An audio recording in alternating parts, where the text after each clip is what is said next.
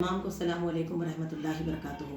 الحمدللہ رب العالمین والصلاة والسلام علی رسولہ الکریم، اما بعد۔ قال اللہ تعالیٰ فی القرآن المجید وَاذْكُرُوا اللَّهَ فِي أَيَّامٍ مَّعْدُودَاتٍ۔ اللہ تعالیٰ فرماتے ہیں اور تم ذکر کرو اللہ تعالیٰ کا ان ایام معدودات میں۔ میری عزیز دینی بہنوں، اس حدیث میں ان دنوں کا ذکر کیا جا رہا ہے جو اللہ تعالیٰ کے ہاں افضل ترین ایام میں سے ہے، یعنی کہ ان دنوں جیسے کہ بقرعید کی 11، 12 اور 13 تاریخ، اس کو ایام تشریق کہتے ہیں۔ ذی الحجہ کی 11، 12، 13 تاریخ کو ایام تشریق کہا جاتا ہے، اور ان دنوں میں اللہ تعالیٰ کا کثرت سے ذکر کرنا چاہیے۔ اور جیسے کہ رسول اللہ صلی اللہ علیہ وسلم نے فرمایا، سنن ابو داؤد کی حدیث ہے، ابن عمر رضی اللہ عنہ کی روایت ہے، یوم عرفہ، یوم النحر اور ایام تشریق ہم اہل اسلام کے لیے عید کے دن ہیں۔ یعنی کہ یہ جو ہے نا یوم عرفہ اور یوم النحر، یوم عرفہ تو بقرعید کی 9 تاریخ، یوم النحر یعنی کہ عید کے دن کو بولتے، عید الاضحیٰ کے دن کو یوم النحر بھی بولتے، کیونکہ قربانی کا اہم دن رہتا ہے۔ اور اس کے بعد ایام تشریق بولے تو 11، 12 اور 13، تو یہ تمام دن عید کے دن ہے بتائے جا رہے ہیں، الحمدللہ۔ اور اسی طرح آگے ایک اور مقام پر حدیث میں آتا ہے، آپ صلی اللہ علیہ وسلم نے فرمایا ایام تشریق جو ہے وہ کھانے پینے اور اللہ کے ذکر کرنے کے دن ہے۔ یعنی کہ ایام تشریق میں کھانا پینا چاہیے، اور مطلب اس سے مراد یہ ہے کہ ایام تشریق ایک تو قربانیوں کے دن بھی ہے، عید کے دن اور ایام تشریق کو تو 11، 12، 13 یہ 3 دنوں میں بھی قربانیاں کی جاتی ہیں اس طرح سے۔ اور پھر ان دنوں میں کھانے پینے سے مراد اپنے بچوں پہ، اپنے گھر والوں پہ خرچ کرنا، دوست احباب کی دعوتیں کر سکتے، اسی طرح غربا میں کھلا سکتے، کیونکہ کھانا کھلانا اللہ تعالیٰ کے ہاں ایک محبوب ترین عمل ہے، تو لہٰذا ان دنوں میں ہم اس کام کا اہتمام کر سکتے ہیں۔ اور اسی طرح اپنے اہل و عیال پہ خرچ کرنا، ان کو کھلانا پلانا، ان کی یعنی کہ خواہشات کو مد نظر رکھتے ہوئے عید کی خوشیوں کا ایک حصہ سمجھ کر، لیکن اسراف سے بچتے ہوئے ان کو جو ہے ان کے اوپر خرچ کرنا ہمارے لیے الحمدللہ جائز ہے ان دنوں میں۔ یہاں تک کہ میری بہنوں اس کے ساتھ ساتھ دوسرا کیا ہے، ایک تو کھانے پینے اور الحمدللہ اہتمام عبادت کے دن ہے، اور جو ہے خوشی منانے کے دن ہے، اور دوسرا جو ہے اللہ تعالیٰ کا ذکر کرنا بھی نہ بھولیں۔ اب جیسے کہ حدیث میں آتا ہے ابن عمر رضی اللہ تعالیٰ عنہ کے تعلق سے کہ ایام تشریق میں آپ رضی اللہ عنہ جو ہے بستر پہ لیٹتے بھی تو تکبیرات کو بلند کرتے، وہی تکبیر جو ہم اتنے 9 تاریخ سے پڑھتے آئے ہیں، اسی تاریخ کو ہم کو 13 تاریخ کی عصر تک پڑھنا ہے، اور ان دنوں میں تو اور بھی زیادہ کثرت سے پڑھنا چاہیے ایام تشریق میں، یعنی کہ عرفہ کے دن سے لے کے ایام تشریق تک ہم کو تکمیل تک کثرت سے پڑھنا ہے۔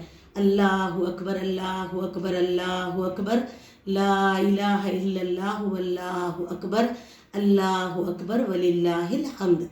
ٹھیک ہے، تو لہٰذا ہم کو چاہیے کہ کثرت سے ذکر کریں۔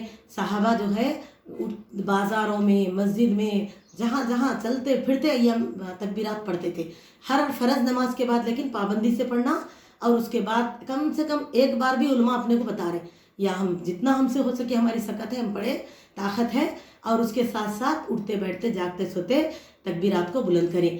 کیونکہ میری عزیزوں یہ بات بھی یہاں پر قابل غور ہے، کیونکہ یہ پہلی تاریخ سے عید تک کا وقت ایک ایسا وقت رہتا جس میں ایک تو عید کا انتظار رہتا، ہم روزے رکھ لیتے رہتے، تو اس میں تکبیرات کی جستجو ایک الگ رہتی ہے ماں کو، الحمدللہ۔ لیکن جیسے اب عید ہو گئی، قربانی ہو گئی، تو کیا ہو جاتا ہے، ایک ذمہ داری جیسے تکمیل ہو گئی، اب ہم اس مصروفیت اور خوشی میں رہ جاتے، عید ملاد شروع ہو جاتا، اور چلو جس کی قربانیاں ہو گئی وہ فارغ ہو گئے، بقیہ دنیا گھریلو ذمہ داریوں میں رہ جاتے۔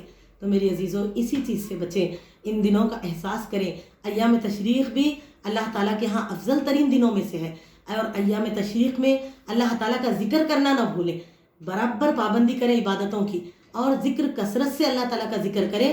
ہاں ہماری قربانی پہلے دن ہو گئی بھی ہوں گی، لیکن ہم 13 تاریخ کی عصر تک تکبیرات کو بلند کرتے رہیں، زیادہ سے زیادہ اللہ تعالیٰ کا ذکر کریں۔ یہاں تک کہ میری عزیز دینی بہنوں حدیث میں آتا ہے کہ ایام تشریق کھانے پینے کے دن ہے، اسی لیے عید کے طرح کے دن ہے، اسی لیے جو ہے حدیث میں یہ آتا ہے کہ جو لوگ یعنی کہ جیسا ایام 20 کے روزہ رکھتے، دیکھیے اکثر ایام 20 کس کو کہتے ہیں، ہر مہینے کی 13، 14، 15 چاند کی، اس کو ایام 20 بولتے، تو اس میں کیا ہے، نفل روزوں کی فضیلت ہے، ہر مہینے کے یعنی کہ 3 روزے رکھنا۔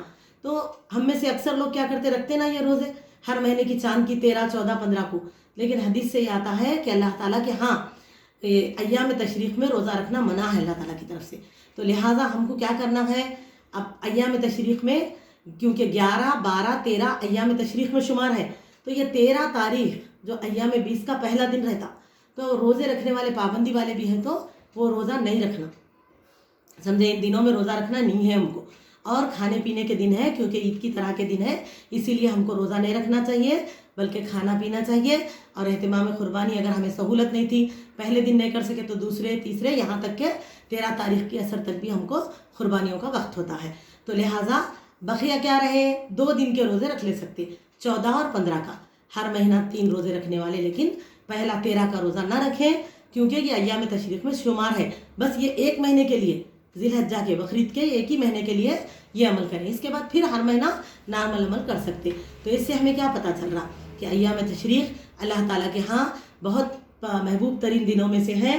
اور ان دنوں میں ایک تو اللہ تعالیٰ کا ذکر کثرت سے کریں، دوسرا کھانا پینا کھلانا پلانے کا اہتمام کریں کثرت کے ساتھ، گوشت کی دعوتیں کریں. اور اسی طرح سے ان دنوں میں روزہ نہیں رکھنا چاہیے، اور ان دنوں میں قربانی کا اہتمام بھی کر سکتے ہیں ہم. اللہ تعالیٰ سے دعا ہے کہ اللہ تعالیٰ ہماری عبادتوں کو قبول فرمائے. اللہ اکبر اللہ اکبر اللہ اکبر، لا الہ الا اللہ واللہ اکبر اللہ اکبر وللہ الحمد، اللہ اکبر کبیرا والحمد للہ کثیرا وسبحان اللہ بکرۃ و اصیلا. السلام علیکم ورحمۃ اللہ وبرکاتہ.